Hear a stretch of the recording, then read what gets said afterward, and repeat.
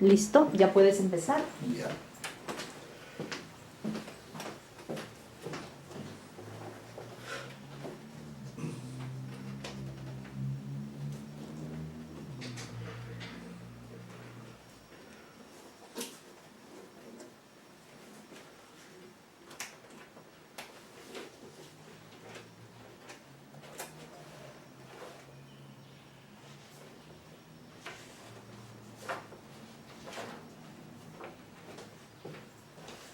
Ya puedes empezar, ¿ah? Ya. Ya se está grabando. Sí, buenas tardes. Estamos aquí ya listos para comenzar con el curso de lecturas literarias hispanoamericanas. Estábamos leyendo el relato de... perdón, el texto de... el texto de Paz sobre... Ahí está. Acá está, ¿no? En sus partes finales, porque no sé cómo lo señalé yo. El material está impreso, lo tienes Sí. en tu... Acá está impreso, pero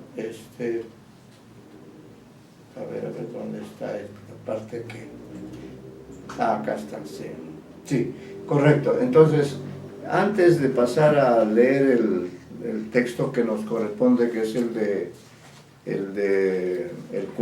texto de este autor mexicano, ¿no? Gutiérrez Nájera, vamos a... voy a acomodar acá, porque ustedes son siempre muy colaboradores.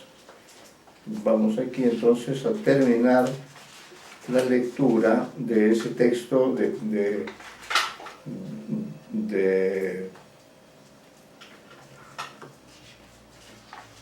Octavio Paz, el día 22, ¿no?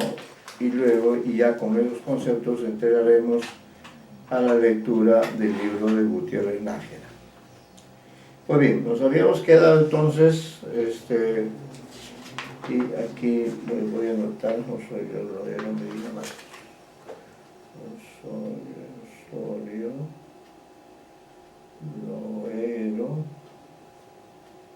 Medina,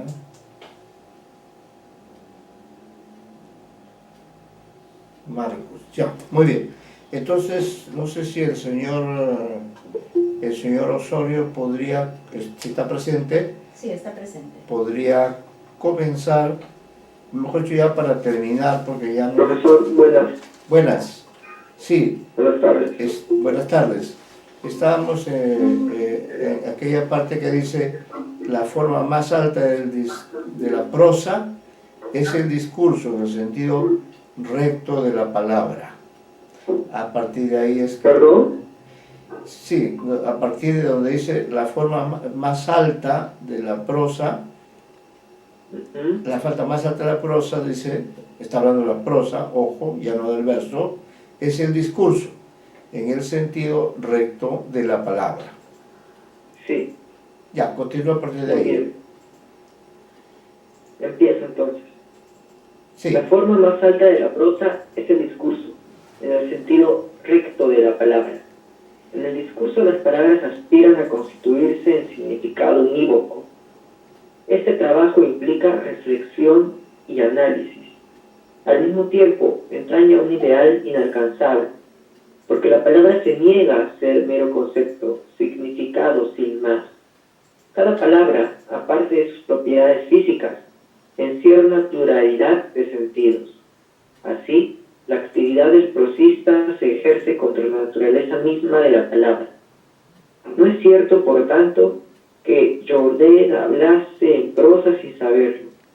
Alfonso Reyes señala con verdad que no se puede hablar en prosa sin tener plena conciencia de lo que se dice. Incluso puede agregarse que la prosa no se habla, se escribe. El lenguaje hablado está más cerca de la poesía que de la prosa, es menos reflexivo y más natural, y de ahí que sea más fácil ser poeta sin saberlo que prosista. En la prosa la palabra tiende a identificarse con uno de sus posibles significados, a expensas de los otros, al pan, pan, y al vino, vino. Esta operación es de carácter analítico y no se realiza sin violencia, ya que la palabra posee varios significados latentes, es una cierta potencialidad de direcciones y sentidos. El poeta, en cambio, jamás atenta contra la ambigüedad del vocablo. En el poema el lenguaje recobra su originalidad primaria, mutilada por la reducción que le imponen prosa y habla cotidiana. La reconquista de su naturaleza es total, que afecta a los valores sonoros y plásticos como a los significativos. La palabra, al fin en libertad, muestra todas sus entrañas, todos sus sentidos y ilusiones, como un fruto madura o como un cohete en el momento de estallar en el cielo. El poeta pone en libertad su materia, el prosista la aprisiona. Vea usted la diferencia que hace ahí entre el poeta y el prosista, que es una que según son contrapuestos, ¿no? De un lado tienes el poeta, de otro lado el prosista. Eso era lo que queríamos destacar para luego ver de qué manera esta oposición no hay tal, que también a través de la prosa también se puede lograr la poesía, como lo vamos a ver, ¿no? Muy bien, la señorita Loero podría continuar. Sí, profesor. Otro tanto ocurre con formas, sonidos y colores. La piedra triunfa en la escultura, se humilla en la escultura. El color resplandece en el cuadro, el movimiento del cuerpo en la danza. La materia vencida o deformada en el utensilio recobra su esplendor en la obra de arte. La operación poética es de signo contrario a la manipulación técnica. Gracias a la primera, la materia reconquista su naturaleza. El color es más color, el sonido es plenamente sonido. En la creación poética no hay victoria sobre la materia o sobre los instrumentos, como quiere una vana estética de artesanos, sino un poder en libertad la materia, sino un poner en libertad la materia. Palabras, sonidos, colores y demás materiales sufren una transmutación apenas ingresan en el círculo de la poesía. Sin dejar de ser instrumentos de significación y comunicación, se convierten en otra cosa. Este cambio, al contrario de lo que ocurre en la técnica, no consiste en abandonar su naturaleza original, volver a ella. Ser otra cosa quiere decir ser la misma cosa, la cosa misma, aquello que real y primitivamente son. Ya, a ver, siga por favor, un párrafo más. Por otra parte, la piedra de la estatua, el rojo del cuadro, la palabra del poema, no son puramente y simplemente piedra, color, palabra. Encarnan algo que los trasciende y traspasa, sin perder los valores primarios. Su peso original son también como puentes que nos llevan a la otra orilla, puertas que se abren a otro mundo de significados indecibles por el mero lenguaje. Ser ambivalente.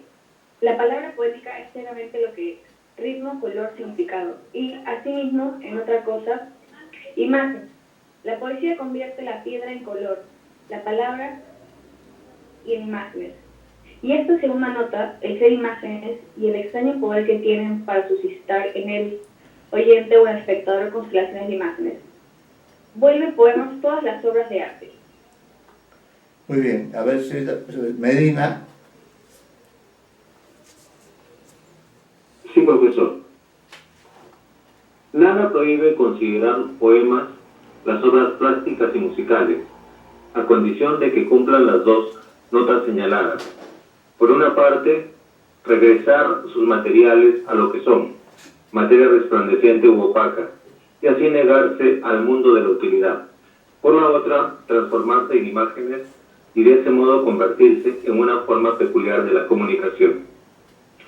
Sin dejar de ser lenguaje, sentido, transformación del sentido, el poema es algo que está más allá del lenguaje. Mas eso que está más allá del lenguaje solo puede alcanzarse a través del lenguaje. Un cuadro será poema si es algo más que lengua pictórico. Piero de la Francesca, Masaccio y Uccello no merecen ni consienten otro calificativo que el poetas. En ellos la preocupación por los medios expresivos de la pintura, esto es, por el lenguaje pictórico, se resuelve en obras que trascienden ese mismo lenguaje. Las investigaciones de Masaccio y Uccello fueron aprovechadas por sus herederos, pero sus obras son algo más que esos hallazgos técnicos. Son imágenes, poemas irrepetibles. Ser un gran pintor quiere decir un gran poeta, alguien que trasciende los límites de su lenguaje. En suma, el artista no se sirve de sus instrumentos, piedra, sonido, color o palabra, como el artesano, sino que los sirve para que recobren su naturaleza original. Servidor del lenguaje, cualquiera que sea este lo trasciende. Esta operación paradójica y contradictoria, que se analizará más adelante, produce la imagen. El artista es creador de imagen, poeta, y su calidad de imágenes permite llamar poemas al cántico espiritual y a los himnos védicos, al haiku y a los sonetos de Quevedo. El ser imágenes lleva las palabras, sin dejar de ser ellas mismas, a trascender el lenguaje, en tanto que sistema dado de significaciones históricas. El poema, sin dejar de ser palabra e historia, trasciende la historia, a reserva de examinar con mayor detenimiento en qué consiste este traspasar la historia. Puede concluirse que la pluralidad de poemas no niega sino afirma la unidad de la poesía. Ya, a ver si con Marcos. No está presente, doctor. ¿No está presente? No, no está presente. Ya, entonces señor Osorio, por favor.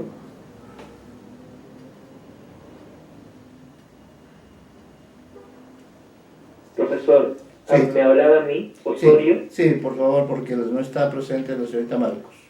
A ver, para que continúe con la lectura. Sí, muy bien. Entonces, continúa a partir de en suma, ¿verdad? No, cada poema es único. Ah, ¿verdad? Sí, sí. Cada poema es único. En cada obra late, con mayor o menor intensidad, toda la poesía.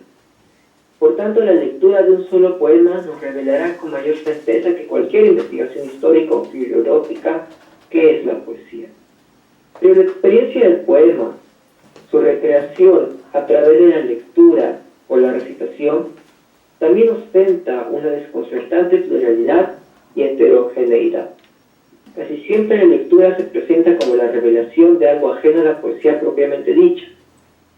Los pocos contemporáneos de San Juan de la Cruz que leyeron sus poemas atendieron más bien a su valor ejemplar que a su fascinante hermosura. Muchos de los pasajes que admiramos en Quevedo dejaban fríos a los lectores del siglo XVII, en tanto que otras cosas que nos repelen o aburren constituían para ellos los encantos de la obra. Solo por un esfuerzo de comprensión adivinamos la función poética de las enumeraciones históricas en las coplas de Manrique. Al mismo tiempo, nos conmueven, acaso más hondamente que a sus contemporáneos, las alusiones a su tiempo y al pasado inmediato. Y no solo la historia nos hace leer con ojos distintos su mismo texto. Para algunos el poema es la expresión del abandono, para otros del rigor. Los muchachos leen versos para ayudarse a expresar o conocer sus sentimientos, como si solo en el poema las borrosas, presentidas facciones del amor, del heroísmo o de la sensualidad pudiesen contemplarse con nitidez. Cada lector busca algo en el poema, y no es insólito que lo encuentre, ya lo llevaba dentro. Siga, por favor, un párrafo. Sí. No es imposible que después de este primer y engañoso contacto, el lector acceda al centro del poema. Imaginemos ese encuentro. En el flujo y reflujo de nuestras pasiones y placeres, escindido siempre, siempre mi yo y mi doble y el doble de mi otro yo, hay un momento en que todo pacta.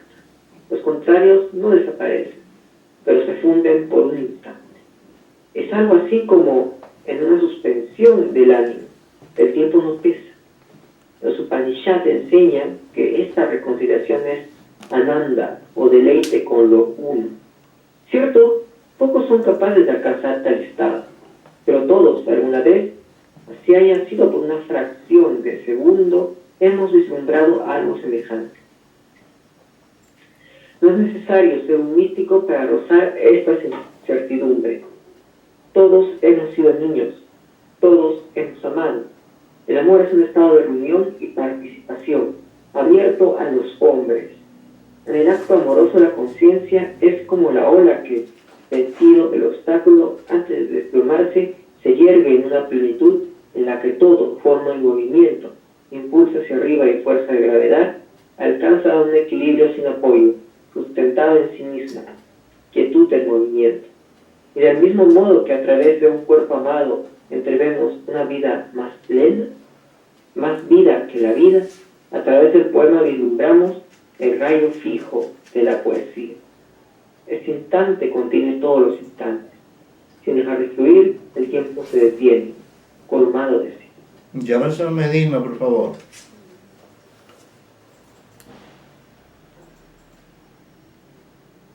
Ok, profesor. Voy a cambiar de pantalla un ratito. Ya. Objeto magnético. Secreto sitio de encuentro de muchas fuerzas contrarias. Gracias al poema podemos acceder a la experiencia poética. El poema es una posibilidad abierta a todos los hombres, cualquiera que sea su temperamento, su ánimo o su disposición. Ahora bien, el poema no es sino eso, posibilidad, algo que solo se anima al contacto de un lector o de un oyente. Hay una nota común a todos los poemas, sin la cual no serían nunca poesía, la participación. Cada vez que el lector revive de veras el poema, accede a un estado que podemos llamar poético. La experiencia puede adoptar esta o aquella forma, pero es siempre un más allá de sí, un romper los muros temporales para ser otro. Como la creación poética, la experiencia del poema se da en la historia. Es historia y al mismo tiempo niega la historia. El lector lucha y muere con Héctor, duda y mata con Arjuna, reconoce las rocas natales con Odiseo, revive una imagen, niega la sucesión, revierte el tiempo. El poema es mediación. Por gracia suya, el tiempo original, padre de los tiempos, encarna en un instante. La sucesión se convierte en presente puro, manantial que se alimenta a sí mismo y transmuta al hombre. La lectura del poema ostenta una gran semejanza con la creación poética. El poeta crea imágenes, poemas, y el poema hace del lector imagen, poesía. Hasta ahí nomás, sí. Sí, ahora antes de ingresar a leer un texto especial de Gutiérrez Nájera, voy a leer porque no tengo aquí a la mano el texto, está impreso pero no nos puedo subir, algunas páginas referentes a un autor mexicano muy peculiar, ¿no? Cuya poesía encaja con todas aquellas afirmaciones que ha hecho Octavio Paz. Es un poeta 420, sí, por acá vamos a ubicar los textos, y quería leer algunos comentarios que se hacen sobre él, ¿no? Aquí está José Manuel. Él pertenece a la época del romanticismo, ¿no? Es un colombiano. Acá tengo dos versiones, una de un autor argentino y otra de una autora mexicana, ¿no? Entonces quería compartir con ustedes. No son tan grandes las notas, de manera que antes de leer el texto que está en la antología, quería compartir estos conocimientos acerca de Manuel Gutiérrez Nájera. ¿Qué dice un autor argentino? Dice, Manuel Gutiérrez Nájera, 1859-1895, es decir, de vida breve, fue con José Martí, Julián del Casal y José Asunción Silva uno de los precursores del modernismo, escuela que triunfa con Rubén Darío y abre una época nueva en la poesía de habla española.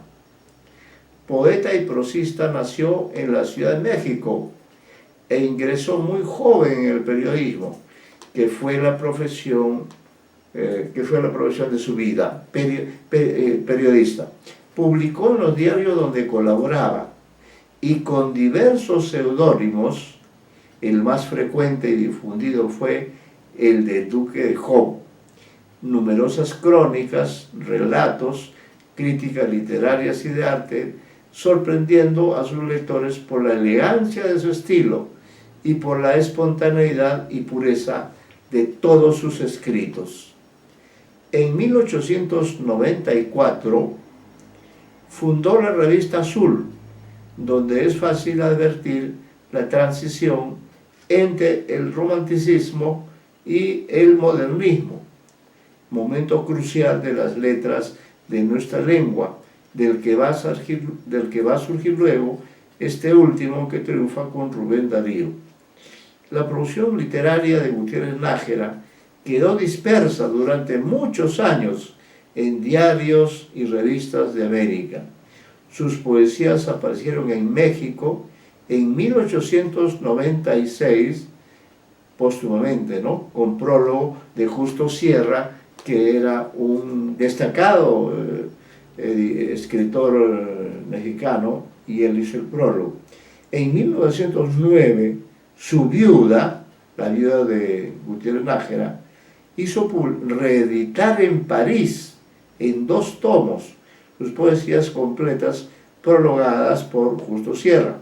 También aparecieron obras, 2 volúmenes, con sus prosas, cuentos frágiles y hojas sueltas, artículos varios, ¿no? Entonces, Gutiérrez Nájera tenía una producción abundante, pero nunca se preocupó mayormente de reunirlas o de publicarlas en libros. Simplemente escribía él con una gran facilidad, escribía en revistas, escribía en periódicos, pero nunca tomó la decisión de decir, bueno, voy a publicar un libro, ¿no?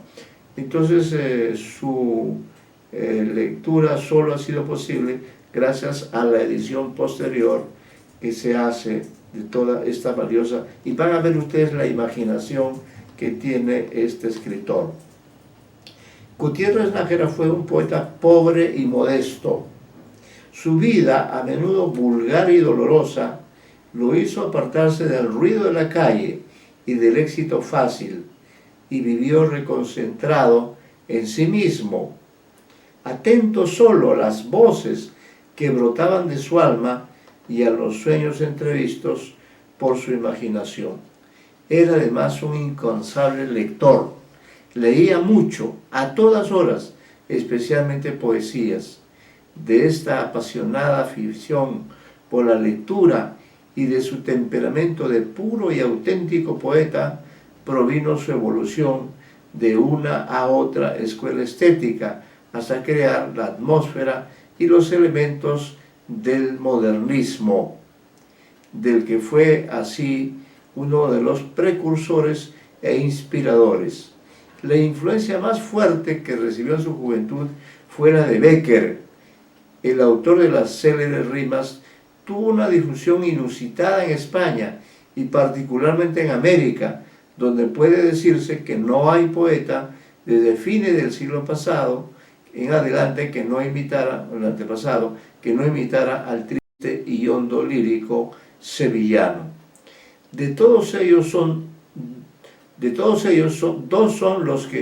los que poetas ellos también, y de gran talento, escribieron a la manera de Bécquer rimas casi tan bellas como la del maestro Manuel Gutiérrez Nájera y Rubén Darío, ¿no?, 2 grandes admiradores de Bécquer. De hecho, Darío tituló en sus libros Rimas.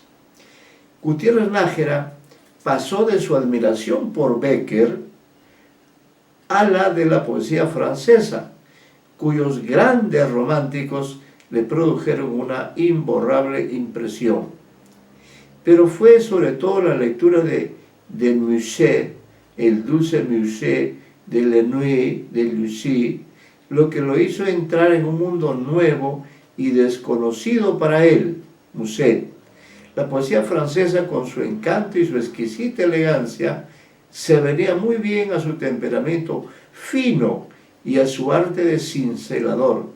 Y es de esta época de donde nace un nuevo tono y una nueva etapa en la poesía, no solo americana, sino también española, los que triunfan luego gracias a Rubén Darío, el genial continuador de esta nueva escuela. De esta época son las estrofas de la serenata de Schubert, que tantos corazones ha conmovido en América. En este poema, que tiene como fondo la música sentimental de la obra homónima de Schubert y los versos igualmente sentimentales y bellísimos de la elegía de Musset, se advierte también otra evolución del lirismo de Gutiérrez Nájera. Nos referimos a su realismo en poesía, a su evocación de seres y ambientes que hacen de él uno de los poetas más pictóricos de nuestra lengua. Faltaba aún la última etapa de su poesía y su última devoción por los poetas franceses. Pasado el romanticismo y la arrebatadora sugestión de sus poetas máximos, Victor Hugo, Lamartine, Alfredo de Vigny y Musset, surgen las nuevas escuelas de fines del siglo pasado, los simbolistas, decadentes parnasianos con Le Conte, Baudelaire, Verlaine en Francia, D'Annunzio en Italia, Dante Gabriel Rossetti en Inglaterra. Gutiérrez Nájera, atento siempre a las voces de la poesía pura, capta el primero en América este nuevo mensaje, y al asimilar el nuevo espíritu a su idioma y a su poesía, escribe las obras que marcan la transición entre el romanticismo y el modernismo en la poesía de América. A pesar de todas sus devociones poéticas y a pesar de las influencias fáciles de arrastrar en sus hermosos versos, desde Becker hasta los parnasianos, Gutiérrez Nájera es personal y sincero en toda su obra. Él canta su alegría o su dolor, con más frecuencia esto último, con palabras que son suyas propias, nacidas de su corazón y de sus recuerdos. Por eso el nombre de Manuel Gutiérrez Nájera vivirá siempre entre los mejores y más delicados poetas de su tiempo. Entonces es la visión de un poeta que podríamos, si quisiéramos pensar en un poeta peruano, sería el caso de Guren, es decir, un hombre dedicado solo al arte, sin preocupaciones, o en todo caso, cuyo eje era la poesía, ¿no? Cuyo eje era lo lírico, y estaba atento sobre todo al desarrollo de la poesía francesa principalmente. Y quiero ofrecerles también acá otro testimonio, sí, porque además era un hombre polifacético, porque si bien era digamos un hombre muy reconcentrado, de vida muy austera, sin embargo sí era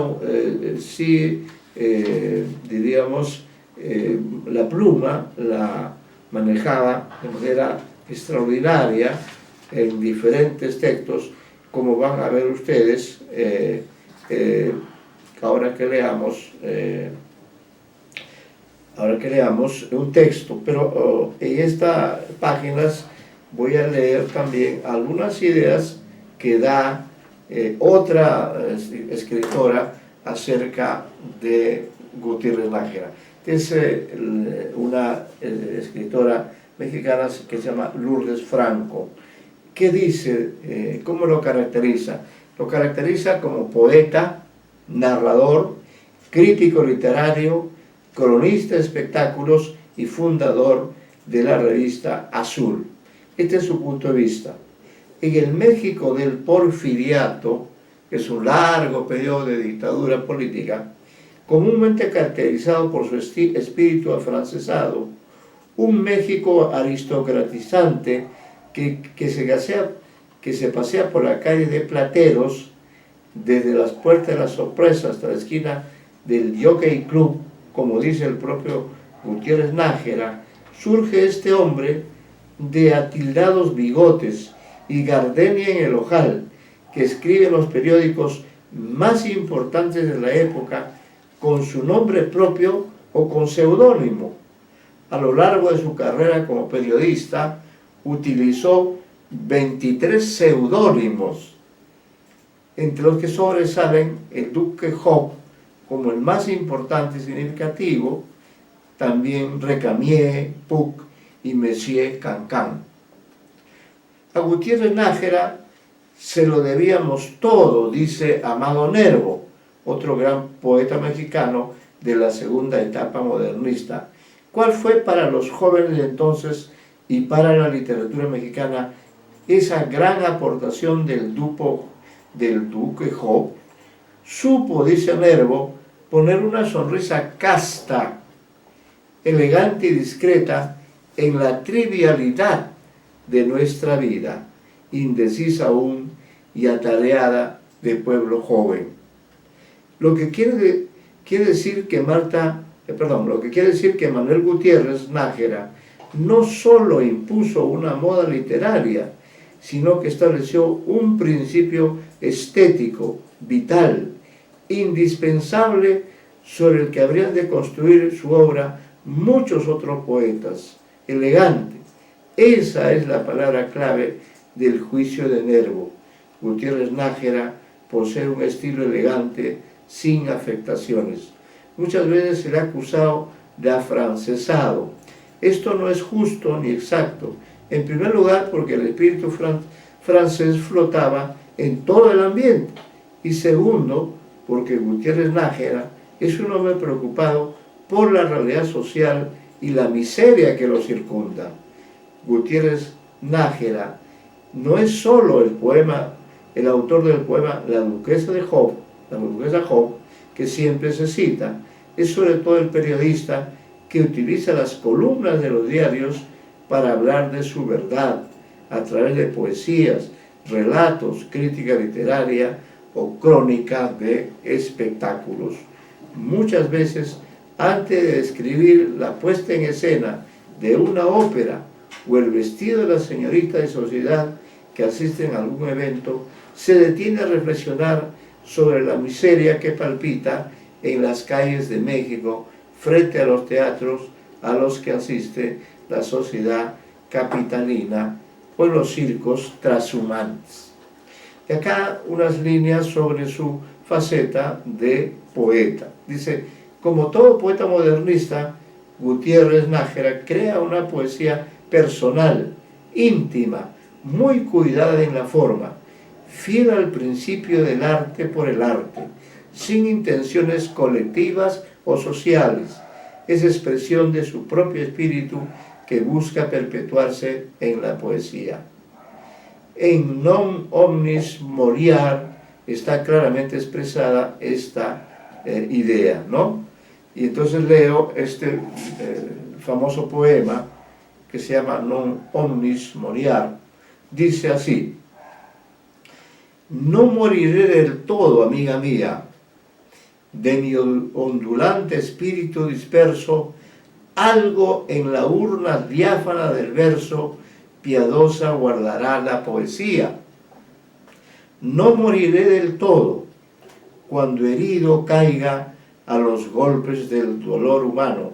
Ligera tú del campo entenebrecido, levantarás al moribundo hermano. Tal vez entonces por la boca inerme, que muda aspira la infinita calma, oigas la voz de todo lo que duerme, con los ojos abiertos en mi alma. Hondo recuerdo de fugaces días, ternezas tristes que suspiran solas, pálidas, enfermizas alegrías, sollozando al compás de las violas.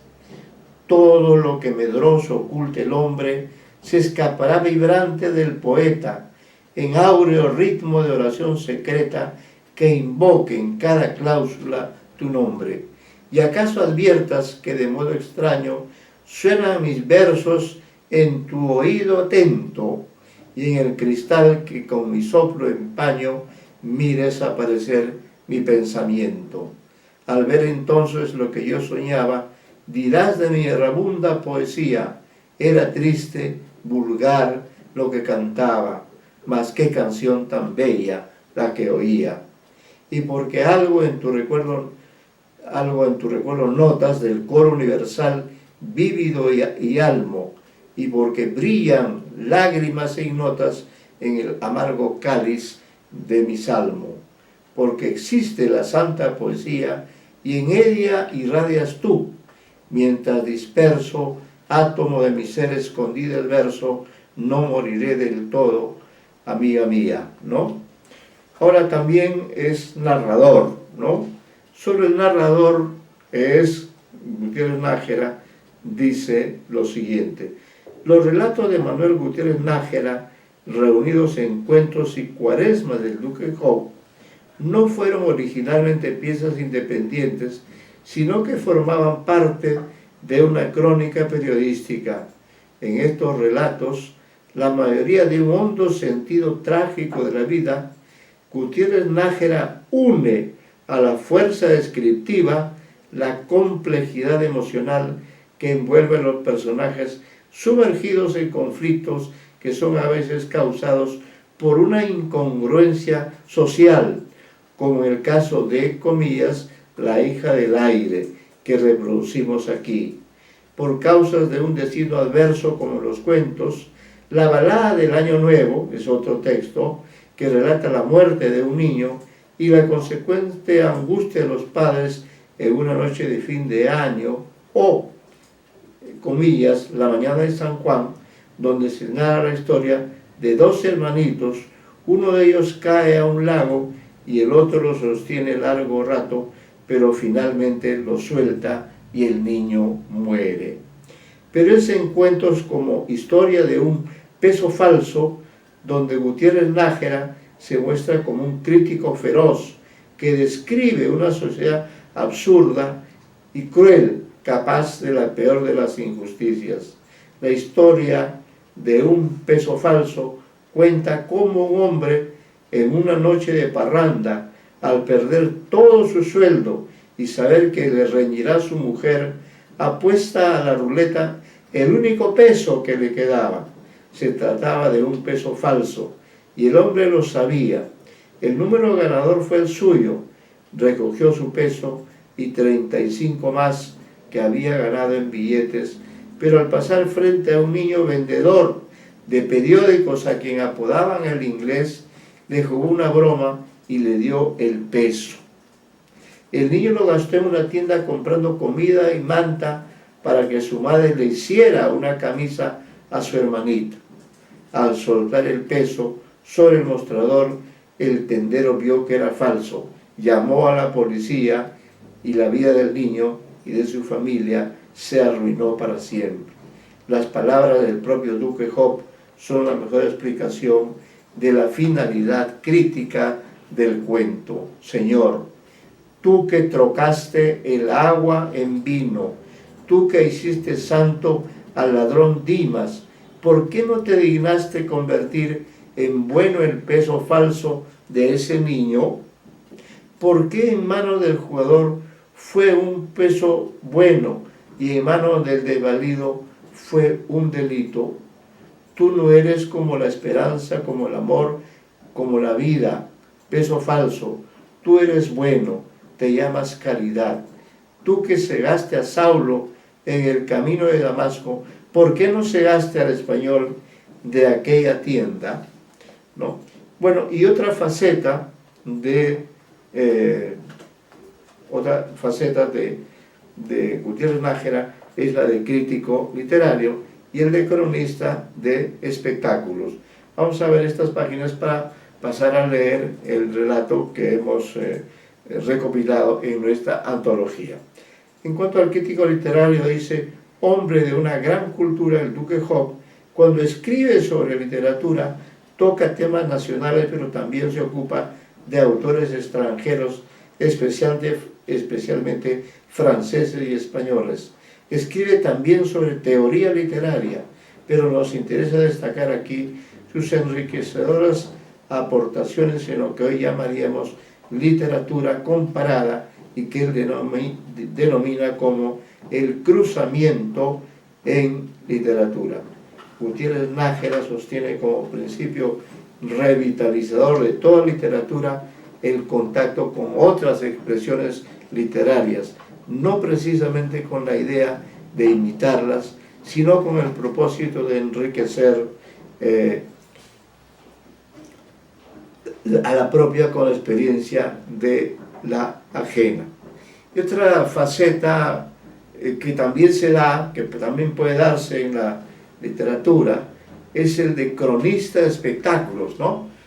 Y sobre esta faceta dice la autora: la crónica de espectáculos del Duque Hope cumple dos funciones. En primer lugar, la función de toda crónica periodística, informar sobre un evento.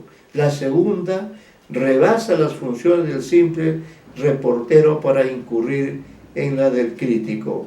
Gutiérrez Nájera se ocupa lo mismo del trasfondo ideológico de la obra, como de los personajes, la puesta en escena y la calidad de los actores o de los cantantes, según se trate de una obra de teatro o de una ópera. El Duque mismo explica en qué consiste su trabajo como cronista, y acá cito unas palabras de él: la obligación que me he impuesto es la de conversar cada semana con mis lectores, no la de referirles por menor cuanto haya ocurrido. Escojo el tema y dejo correr la pluma, solo guiada por mi capricho. Para noticias está ahí la Gacetilla, y yo tomo de los sucesos más recientes aquel que se presta a comentarios menos graves y tediosos, como escoge el galán entre las muchas flores de un ramo, la más hermosa y perfumada, para prenderla en el corpiño de su novia. A través de cierro la cita y continúa la autora, dice: a través de las crónicas de espectáculos de Gutiérrez Nájera nos asomamos como por un amplio ventanal al México de fin de siglo. Sara Bernard o la presentación de Ángela Peralta, en sus crónicas podemos apreciar ese algo que se nos escaparía en un relato frío y conciso. Podemos admirar a través de las páginas de Gutiérrez Nájera la belleza de una cantante como Adelina Patti, y cito unas palabras de Gutiérrez Nájera: a punto fijo, señores, yo no sé si usted es hermosa, tiene usted dos ojos siempre que están mirando a Dios, ¿no? Esa es la metáfora que hace sobre esta cantante. Podemos apreciar no solo lo bello, sino también lo vulgar y soez de los espectáculos que propician el morbo de un público igualmente bajo y ruin. Y cita también un ejemplo de esto. Dice: yo de mí sé decir que siento invencible horror a esos espectáculos en que se hace de las miserias humanas un modus vivendi.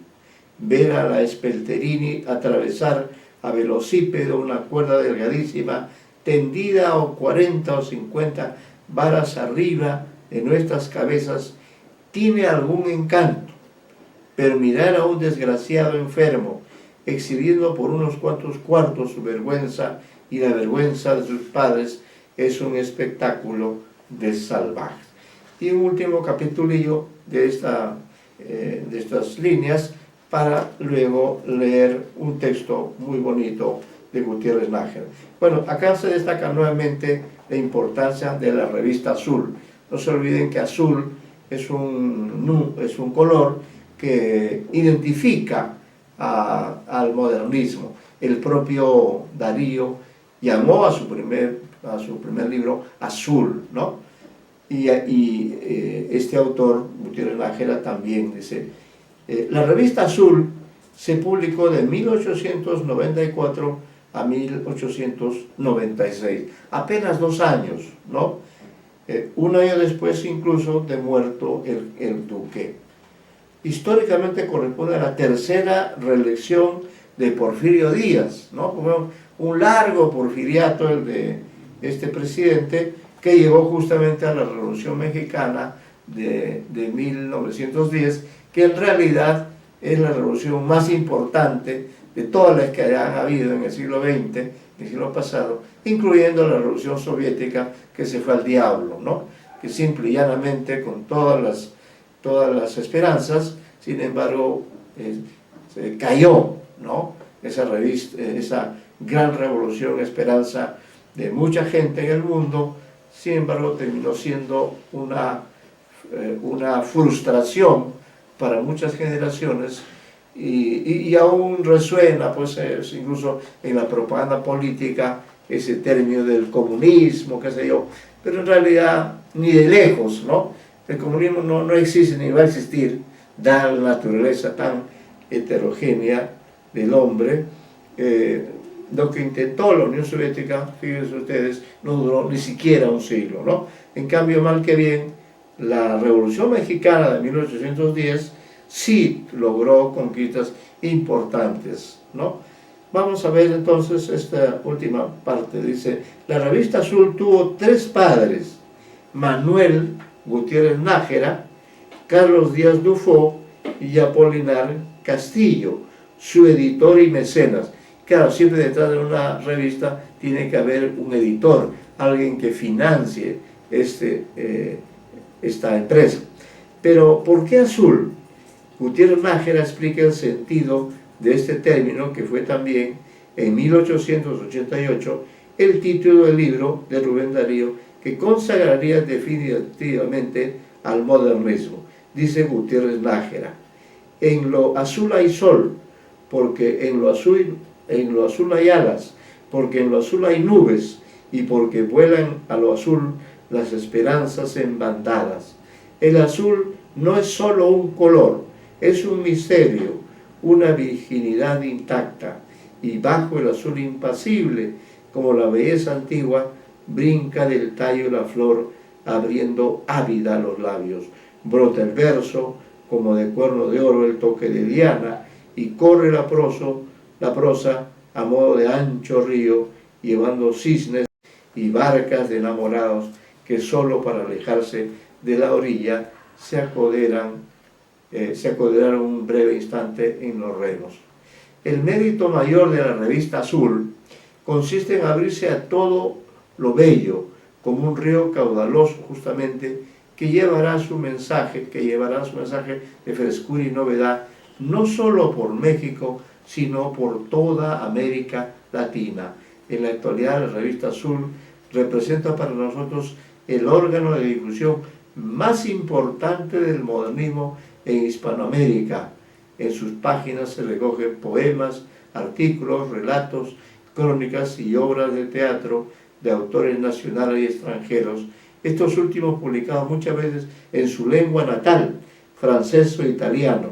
Impresiona ver la nómina de autores, porque dicha nómina es reflejo de la vastedad del panorama cultural que abarca, desde los clásicos latinos Horacio y Lucrecio hasta los simbolistas franceses. Una de las grandes virtudes del modernismo y en consecuencia de la revista Azul es esa riqueza cultural que se pone en juego en cada obra, tanto en prosa como en verso. En ese afán de englobar la cultura está la conciencia de que el artista contemporáneo habrá de nutrirse de todo el caudal que esté a su alcance para generar una nueva expresión que sea suma de las experiencias más ricas del hombre a través de su historia, con un lenguaje novedoso, rico y original. Y ahora sí vamos a leer el texto que escribió, a ver qué les parece, cómo aún no solamente a través del verso, como parece pensarlo Octavio Paz, no solo a través del verso se alcanza la poesía. La poesía, ¿no?, puede también alcanzarse a través de la prosa, ¿no?, porque la prosa no es solamente conceptual, sino que la prosa también diríamos, se muestra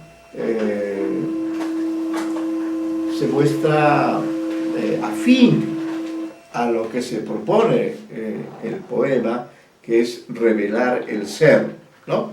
Por eso escogí, este es un texto bonito, espero que les guste, está en la página 45 de la antología y se llama Los amores del cometa, ¿no? Para que vean cómo además esta preocupación de Gutiérrez Nájera era cósmica y de alguna forma tiene que ver con el tiempo actual, que es un tiempo cósmico bastante complicado, ¿no? Entonces se refiere este texto, Los amores del poeta, se refiere pues a esta historia, es una especie de cuento que escribe Gutiérrez Nájera y que publica, y que me pareció muy valioso, muy original, el vuelo que le da a la prosa Gutiérrez Nájera en este texto que se llama, lo vamos a leer entonces así como hacemos, con la participación de ustedes, se llama Los amores del cometa, y está en la página 45 de nuestra antología. Les ruego ubicar el texto, o si ya lo ubicaron, lo tienen a la mano. Sí, ¿no? Bien, entonces vamos a leer este texto que está en la página 45, para que vean entonces todos los temas diversos que trató Gutiérrez Nájera, entre ellos esta historia curiosa, ¿no? Y con todos los caracteres propios de su poesía. Bien, no sé si podría comenzar a leer la señorita Loero. Sí, profesor. Los amores del cometa. De oro. Así es la cauda del cometa. Perdón, cauda por si acaso es la cola del poeta, ¿ya? Cuando diga cauda es la cola del cometa, porque sabemos que todo cometa tiene una gran ola, una gran cola. Ya, ahora sí, disculpe. Vive en las inmensas profundidades del espacio y ha dejado en las púas de cristal que tienen las estrellas muchas de sus guedejas luminosas. Las coquetas quisieron atraparle, pero el cometa pasó impasible, sin volver los ojos, como Ulises por entre las sirenas. Venus le provocaba con su voluptuoso parpadeo de medianoche, como si ya tuviera sueño y quisiera volver a casa acompañada. Pero el cometa dio el talón al lado de Mercurio, que sonreía mefistofélicamente, y pasó muy formada la distancia respetable de 27 millones de leguas. Y allí le veis. Yo creo que en uno de sus viajes halló la estrella de nieve a donde nunca llega la mirada de Dios, y que llaman los místicos infierno. Por eso trae erizos los cabellos. Ha visto muchas tierras, muchos cielos. Sus aventuras amorosas hacen que las 7 cabrillas se desternillen de risa. Y, cuando imprima sus memorias, veréis cómo las comprarán los planetas para leerlas escondidas, cuidando de que no caigan en poder de las estrellas doncillitas. Tiene mucha fortuna con las mujeres. Es de oro. No me había presentado. Yo, comúnmente, no recibo las 4:30 y 2 minutos de la madrugada. Y ese gran noctámbulo deja sus sábanas azules muy temprano, para espiar la alcoba de la aurora por el ojo de la llave. Luego que la divina rubia salta de su lecho con los brazos desnudos y el cabello suelto. Su pupila de oro espía por la cerradura del oriente. Tal vez en ese instante la aurora baja las 3 gradas de ópalo que tiene su lecho nupcial y busca cubrir las plantas entumecidas, las pantuflas de mirtos que los ángeles corran por dentro con plumas blancas desprendidas de sus alas. Y él la mira, la circunda con el áureo fluido de sus ojos, la palpa con la vista, siente las blandas ondulaciones de su pecho, ve como entorna los párpados, descubriendo sus pupilas color de no me olvides, y recibe en el rostro las primeras gotas de rocío, que van cayendo de las trenzas rubias, cuando la diosa moja la cabeza en la gran palangana de brillantes y alinea con el peine de marfil su cabellera descompuesta por la almohada. El cometa está enamorado, por eso se levanta muy temprano. Ya, a ver, señor Medina.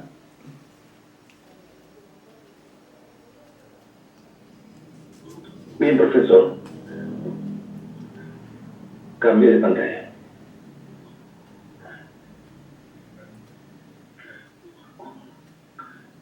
Cuando los diarios anunciaron su llegada, yo dudé de su existencia. Creía que era un pretexto del sol para obligarme a dejar el lecho en las primeras horas matinales. El padre de la luz está reñido conmigo porque no le hago versos y porque no me gusta su hija del alba. La blancura irreprochable de esta mujer me desespera, y desde que amo con todo el alma a una morena, odio a las rubias y sobre todo las inglesas. La noche es morena, como tú. Perdón, debí haber dicho como usted. Pero el cometa, a pesar de estas dudas, existía. Un sacerdote que va a decir su misa antes del alba te había visto. No era pues un pretexto del hirviente sol para tenerme desvelado y vengarse de todos mis desvíos. Los panaderos le conocían y saludaban. El gran viajero del espacio estaba en México. Los graves observadores de Chapultepec no han despegado aún sus lápidos y guardan una. Y tienen sobradísima razón. No hay que hacer amistades con un desconocido para que, a juzgar por la traza, es un polaco aventurero. Sobre todo, no hay que fiarle dinero. ¿A qué ha venido? La honradez del cometa es muy dudosa. Sale a la madrugada del caliente camarín que duerme la aurora, y no contento aún con deshonrarla de este modo, espía por la cerradura de la llave hasta que acaba de lavarse. Yo no sé si la aurora es casada, pero séalo o no, la hora que el cometa sale de su casa no habla muy alto en pro de su reproducción. El cometa no es caballero, hace alarde de sus bellaquerías, sale con insolencia afrentando a los astros pobres con el lujo opulento de su traje, y sin respeto al pudor de las estrellas vírgenes, compromete la honrosa reputación de una señora. No tiene vergüenza, cuando menos debía embozarse en una capa. Vanamente esperé que el gran desconocido apareciera en el cielo raso de mi alcoba. Para este excursionista, que no viene de Chicago, no hay hombres notables, ni visitas de etiqueta. Tuve pues que esperarme en pie y armado, como aguarda un celoso amante de su mujer, para darle al pasar las buenas noches. Eran las 4:30 de la madrugada. Las estrellas cuchichearon entre sí, detrás de los abanicos, y algo como un enorme chorro de champán, arrojado por una fuente azul, se dibujó en Oriente. Era el cometa, la luna, esa gran bandeja de plata en donde el sol pone, o donde pone el sol monedas de oro, se escondía, desvelada y pálida en oeste. Los luceros y yo teníamos frío. Ya, a ver, gracias. Señor Osorio.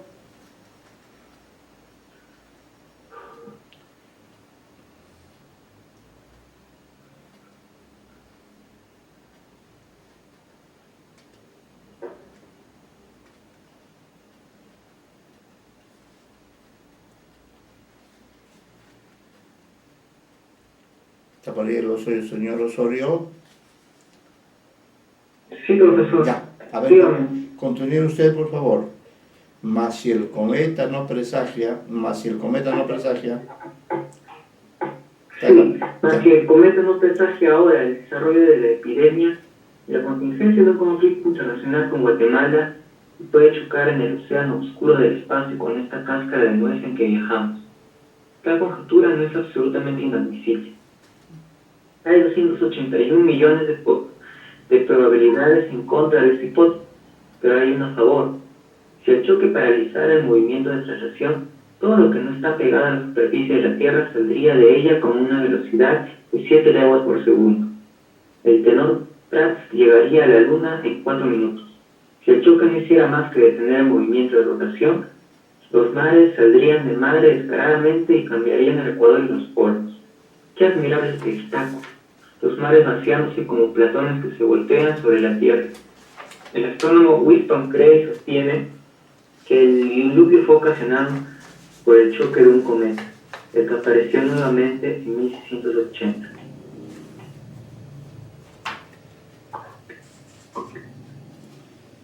Sigo. Sí, por favor.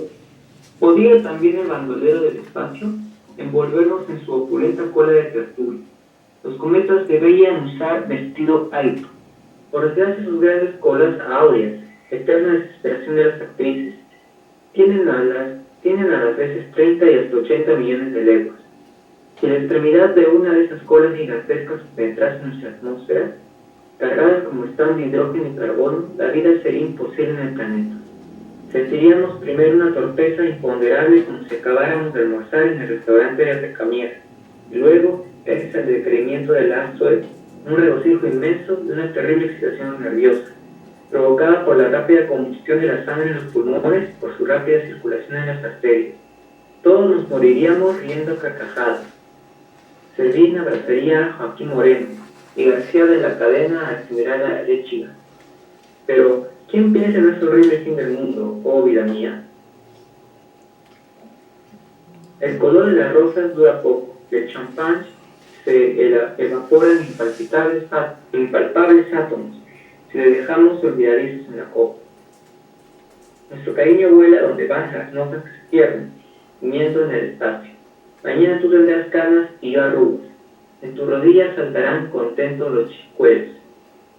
Cuida, tenemos tiempo para amarnos, porque el amor dura muy poco. Cierra de noche tus balcones para que no entre muy temprano la luz impertinente desde la aurora.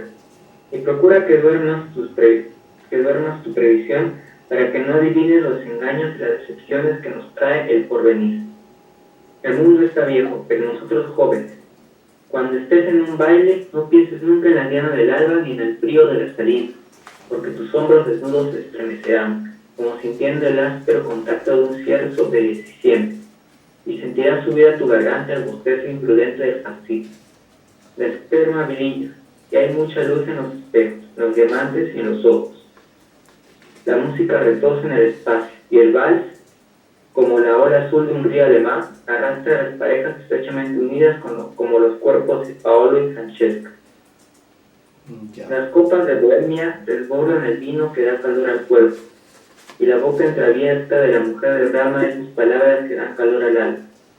El alba se espereza entre tanto y piensa en levantarse. No pensemos en ella. Afuera sopla un viento que rasca las desnudas carnes de esas pobres gentes que han pasado la noche mendigando y vuelven a sus casas sin un solo mendrugo de pan negro. No pienses, por Dios, en la capota de pesadas pieles que duerme aguantándote en guardarropa y en los cerrados vidrios de tu coche. Fin del mundo y salida de un baile, todo es uno. Final de fiesta mezclado de silencio y de fatiga. Hora en que se apagan los lustros y cada cual vuelve a su casa. Aquellos a dormir bajo las ropas acolchonadas de su lecho y estos a descansar entre los cuatro muros de la tumba. Las bujeas pavecean, lamiendo las arranderas del enrocascado candelabro. Los pavos del buffet muestran sus roídas caparazones y sus vientos abiertos. Los músicos, luchando a brazo partido con el sueño, como Jacob con el ángel, no encuentran aire en sus pulmones para arrojarlo por el agudo clarinete, ni vigor en sus flojas articulaciones para esgrimir el arco del violín, sobre la blanca lona que cubre las alfombras. Hay muchas flores pisoteadas y muchas lonas de trizas. Las mujeres se van poniendo ojerosas, el polvo de arroz cae, como el polen de la flor de sus mejillas. Los cocheros inmóviles duermen en el descanso, envueltos hasta la frente con sus carnes. Chis. Este es el fin del baile, este es el fin del mundo. Pero aguarda, un momento, falta el cotillón. Es en francés, ¿no? Restore, L'Étoile. Tiene vagabonde, no sé leer francés. Donde San son los flores de hoy, que vuelve en importante monte, no la hiciera dan notre coin. A ver si lo puedo traducir. Dice Restons, como si espera, l'étoile vagabonde, dans les sages un peu de loin, peut-être importante, sí, no, ya no puedo, un poco complicada la Que pongan traducción. en el Google el Sí. traductor y ya está. Sí, lo traduce. A ver, siga, señor Osorio. Sí, el cometa no viene a exterminarnos. Sigue agitando su cabellera en merovingia ante la calva respetable de la luna y continúa sus aventuras donjuanescas. Tiende a Marte una estocada y se desliza como anguila entre los anillos de Saturno. Míralo, sigue lagartijeando en el espacio, bombardeado por las miradas incendiarias de la osa. Reposa en la silla de Casiopea y se ocupa en bruñir el coruscante escudo de Sobieski. El pavo real despliega el abanico de su cola para enamorarle. El ave indiana va a pararse en su ojo. La cruz austral le abre los brazos y los lebreles marchan obedientes a su lado. Allí está Orión que le saluda con los ojos. El fatuo Arturo viéndose en el espejo de las aguas.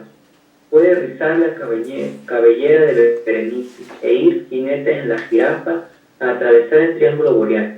El león se echa a sus pies y el centauro le sigue a galope. Hércules le presenta su masa y Andrómeda le llama con ternura. La Vía Láctea tiende a sus pies una alfombra blanca, salpicada de relucientes lentejuelas. El Pegaso se inclina para que lo monte. Pero vosotros no lo poseeréis, oh estrellas enamoradas. Ya sabe que otros de sus compañeros se han perdido por acercarse mucho a los planetas.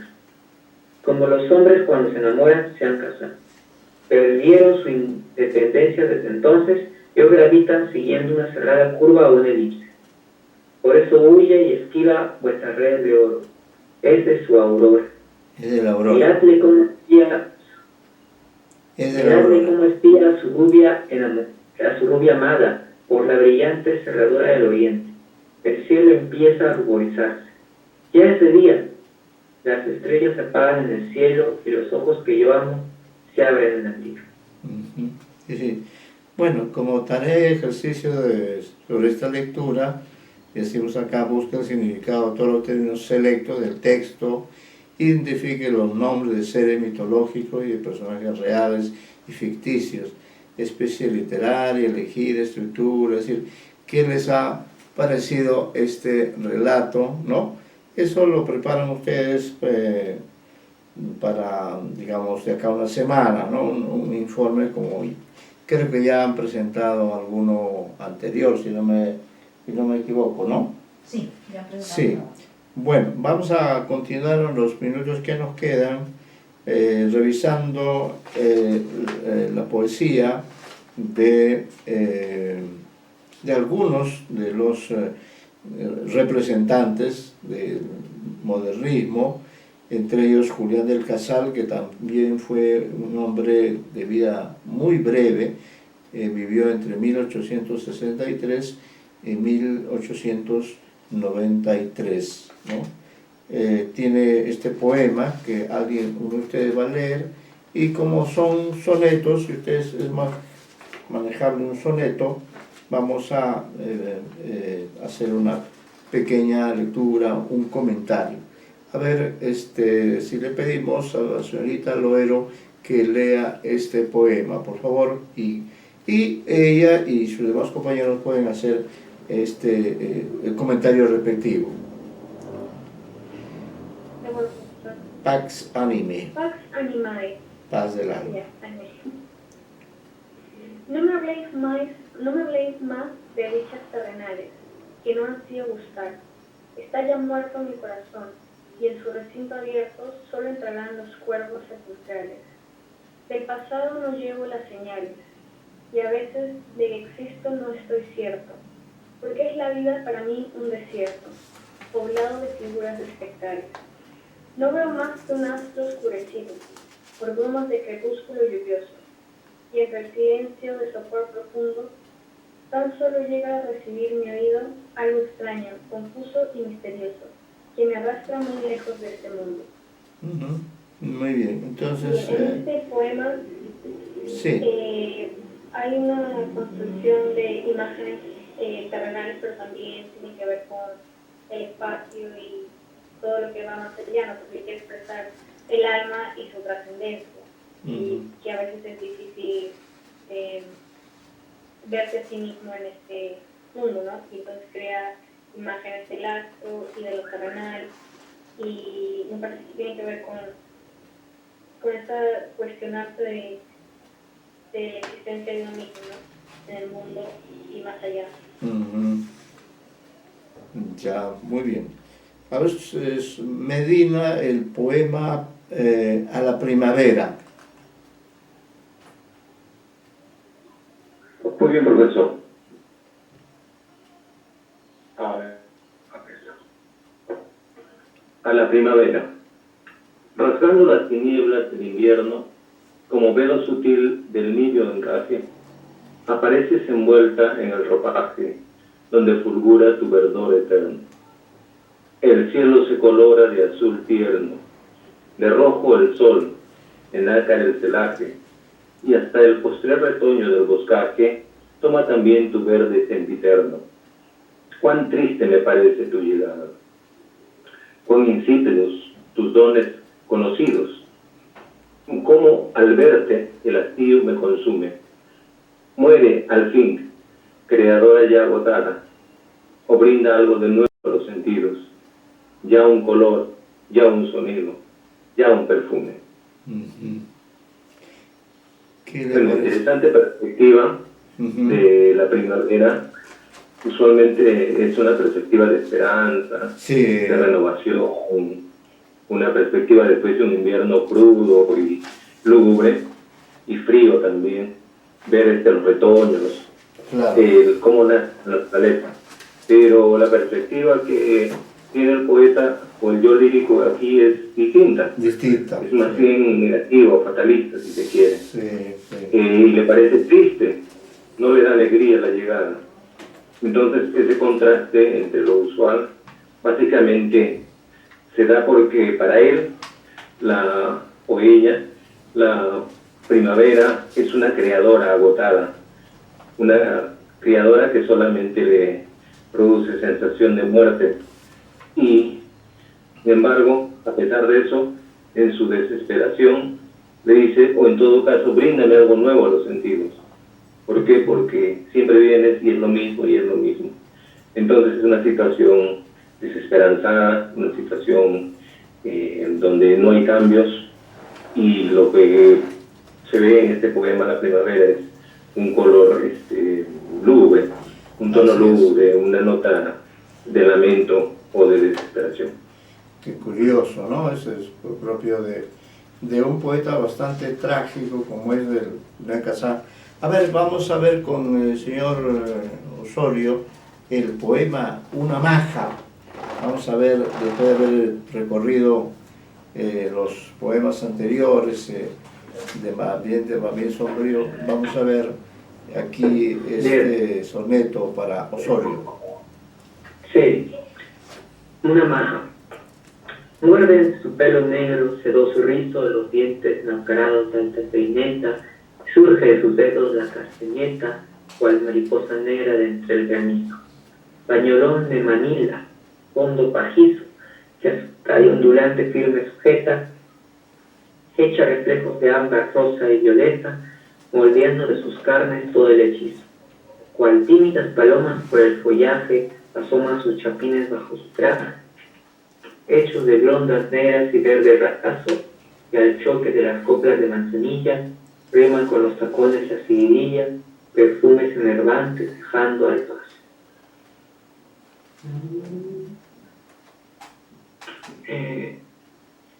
Ya entiendo que hay un baile y que los sujetos que están bailando no son los protagonistas, sino que más bien son sus vestimentas o su parte de su cuerpo, por lo que entiendo que cuando se dice muerde su pelo negro, los dientes nacarados de alta peineta, hablan de un peine que está incrustado en su pelo, así como se lo ponen las mujeres que usan estos accesorios en el cabello. y también que hay un pañolón que se ondula, que se talla, que se sujeta y se hace ondular. También pues que este pañolón es de colores y demoldeando de sus carnes todo el hechizo que estas ropas, estos artículos le plasman ya la forma de la percepción pues del cuerpo, y esto le da un encanto, una sensualidad. Y bueno, que al choque de las hojas de manzanilla riman con los tacones, las seguidillas, perfumes enervantes dejando de paso. Hay en el ambiente perfume que se han aplicado las personas que están bailando. Estas mujeres se infieren que son mujeres por los detalles que serían propios de caracterizar a una mujer bailando. Y bueno, riman con los tacones, están bailando. Hay una seguidilla y taconear al son de la seguidilla se expresa con el verbo rimar. Entonces, aquí hay un baile donde la sensación y donde la descripción es más que nada sensorial, no la descripción pictórica típica o la descripción meramente de registro, sino que aquí se está creando un cuadro, una imagen, un retrato que se basa en partes, en fragmentos de una realidad que construyen con sus componentes sensoriales, con sus componentes sensuales, construyen todo un escenario. Sí, muchas gracias. Quería leerles acá un pequeño párrafo sobre este poeta que tiene esta poesía tan especial que hemos comentado, ¿no? Acá estaba esto por aquí, un momentito. Acá está. Dice, refiriéndose a él como parte de este grupo, ¿no? Julián del Casal fue un hombre desdichado y enfermizo. Murió a los 30 años en medio de una fiesta. Qué curioso, ¿no? Qué ironía. No cantó a la patria como Martí, porque él también era cubano, y Cuba todavía no se había independizado, sino que remontó su imaginación hacia otros mundos. Fue el primero que introdujo en la poesía de Hispanoamérica los temas japoneses que tanto gustarían después a José Juan Tablada y tan de moda en Francia en la época de Casal. Sus versos poseen la fuerza dramática de un hombre siempre torturado, al que invadía un hastío intenso por la vida. Sobresale su libro Nieve, en el que están contenidos sin duda sus mejores versos. Casal mantuvo una estrecha relación con varios poetas mexicanos de filiación modernista, en especial con Manuel Gutiérrez Nájera, quien en su revista Azul incluye poemas de Casal y comentarios elogiosos con respecto a su obra, ¿no? Y justamente para terminar esta visión rápida de Casal, vamos a leer el último texto que corresponde también a él, que era por supuesto un hombre que admiraba mucho a París, como la mayoría de los escritores, pero vean ustedes el tono que tiene esta breve prosa que se llama La Última Ilusión, y sobre todo el tono que tiene, ¿no? Que también se diferencia de lo que habitualmente genera París. Entonces vamos a pedirle, por favor, no sé si el señor Medina podría leer este texto. Correcto, profesor. La Última Ilusión. A ver, aborrezco el París que celebra anualmente el 14 de julio. El París que se exhibe en la Gran Ópera, en los martes de la Comedia Francesa o en las avenidas del Bosque de Bolonia. el París que veranea en las playas a la moda o inverna en Niza o en Cannes, el París que acude al instituto y a la academia en los días de grandes solemnidades, el París que lee El Fígaro o la revista de ambos mundos, el París que se extasía con Coquelin y repite las canciones de Paulus, el París de la Alianza Franco-Rusa, el París de las exposiciones universales, el París orgulloso de la Torre Eiffel, el París que hoy se interesa por la cuestión de Panamá, el París, en fin, que atrae millares y millares de seres de distintas razas, de distintas jerarquías y de distintas nacionalidades. Pero adoro, en cambio, el París raro, exótico, delicado, sensitivo, brillante y artificial. El París que busca sensaciones extrañas en el éter, la morfina y el hashish. El París de las mujeres de labios pintados y de cabelleras teñidas. El París de las heroínas, perversamente de Catulle Mendes y René Maizaroy. El París que da un baile rosado en el palacio de Lady Caithness. Al espíritu de María Stuart. El París teósofo, mago, satánico y ocultista. El París que visita en los hospitales al poeta Paul Verlaine. El París que erige estatuas a Baudelaire y a Barbey d'Aurevilly. El París que hizo la noche en el cerebro de Maupassant. El París que sueña ante los cuadros de Gustave Moret y de Puvis de Chauvenet. Los paisajes de Luisa Abema, las esculturas de Rodin y la música de Reyes y de Mille. Mademoiselle. Mademoiselle, sí. Mademoiselle Augusta. Augusta Holmes, el París que resucita al rey Luis II de Baviera y en la persona del conde Roberto de Montesquieu-Fezensac. El París que comprende a Hughes o Huysmans e inspira las crónicas de Jean Lorrain. El París que se embriaga con la poesía de Leconte de Lisle y de Stéphane Mallarmé.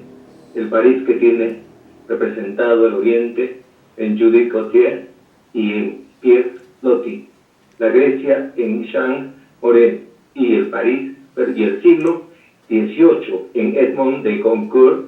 El París que lee a Rachel, la más pura de las vírgenes, pero la más depravada de los escritores. Y el París, por último, que no conocen los extranjeros y de cuya existencia no se dan cuenta, tal vez. Uh-huh. Bueno, acá creo que lo interesante es la técnica, ¿no? Es decir, esta realidad que puede darse, que un mismo objeto, muy famoso, muy conocido, muy admirado, un objeto del deseo muy querido, puede generar sensaciones contrarias. ¿En qué otro caso, señor Medina, se podría utilizar una técnica como esta, que está referida aquí a París, pero podría la técnica emplearse, digamos, en relación quizá no con una ciudad, sino que, o también con otro objeto, ¿no? Entonces, ¿qué les parece como técnica esta última prosa, ¿no? De un escritor que sin duda conocía, seguramente había ido a París, pero tenía esta doble impresión, o cree usted, y en general ustedes, que una ciudad es precisamente eso, ¿no? Muestra varias fases, varias actitudes, o genera diferentes sentimientos en los lectores o en quienes llegan y conocen este mundo, ¿no? No sé qué les ha parecido este último texto. El profesor, lo que me suscita es que una especie de vuelta nuevamente al tema, pero desde distintos lugares, añadiendo. Entonces, en la medida que uno vuelve nuevamente a mencionar el nombre de la ciudad, va desarrollando y va añadiendo y va sumando y va avanzando y va profundizando la perspectiva de lo que es la ciudad. Por esta razón, menciona personas, por esta razón menciona lugares históricos, menciona costumbres, hábitos inveterados, y en la medida que va sumando o va añadiendo, va desarrollando todo un argumento. Y ese argumento, por supuesto, envuelve, es decir, es una estructura envolvente de prosa, que hace que el lector, al final, vaya enriqueciendo la perspectiva de lo que es una ciudad en este caso. Claro. Podría ser objeto, podría ser en torno a una persona, podría ser en torno a un tema, podría ser en torno a un concepto abstracto o concreto, pero siempre hay una recurrencia, y esa recurrencia construye, añade, Claro. desarrolla. Sí, es verdad. No sé si quieren hacer algún otro comentario sobre este texto. Sí. Bueno, entonces, como hemos visto a través de estas lecturas, pues los modernistas fueron, digamos, en ese sentido, muy cosmopolitas, es decir, muy viajeros, ¿no? Tanto materialmente como quizás solo a través de la imaginación o de la literatura, fueron muy viajeros y consagraron a París como la ciudad símbolo de lo moderno, de lo de buen gusto, la ciudad que daba las pautas en pintura, en la poesía, y por eso tuvo tanta influencia, especialmente los franceses, no solo los románticos, ¿no? Sino también, en fin, los simbolistas, todos ellos influyeron muchísimo en todos estos escritores hispanoamericanos nuestros y nos han dejado ese testimonio, y creo que luego eso generó de parte de la crítica una especie de no, si no rechazo, por lo menos de cierta disconformidad o de crítica con respecto a esa actitud cosmopolita que tuvieron varios de estos escritores, ¿no? Lo cual me parece que no tiene por qué darse, porque, total, en cuanto a literatura no hay fronteras, ¿no? Acabamos de ver que, por ejemplo, Gutiérrez Nájera ha escrito un texto sorprendente, ¿no? Y que tiene que ver con el cosmos, con lo cósmico, que es justamente algo que ahora también es motivo de preocupación para nosotros. Entonces, en ese sentido yo creo que si bien algunos grupos pueden tener ciertas preferencias por ciertas ciudades o ciertos temas, sin embargo también es interesante ver cómo de uno a otro escritor van cambiando todas estas actitudes, y de esa manera la literatura se enriquece, ¿no? Y por otra parte los temas son recurrentes, ¿no? Bueno, ahí nos vamos a quedar, y ya continuaremos el jueves con Asunción Silva en adelante, ¿ya? Así que entonces agradezco nuevamente por su colaboración de siempre. De ese modo disfrutamos nosotros también de la lectura de los textos, ¿no? Y este ejercicio sí sería interesante, el que está referido al cuento que nos planteó Gutiérrez Nájera, ¿no? A ver, ¿qué les parece? ¿Puede anotar eso ahí? ¿Puede marcarme ahí en el material? Porque tengo que subir esa tarea al aula virtual, porque si no yo no la puedo subir. Está acá. Sí, pero márquemela para yo poder ingresarla al aula virtual, porque correcto, si no sé qué página es, sí, aquí está. ¿Cuál es la tarea? Márquemela ahí para yo poder ahora más tarde subir. Página 52. Eco. Esto de acá es. Ya, esa de ahí. Ya. Sí, esa tarea se va a servir. Un ratito, márqueme esa página así.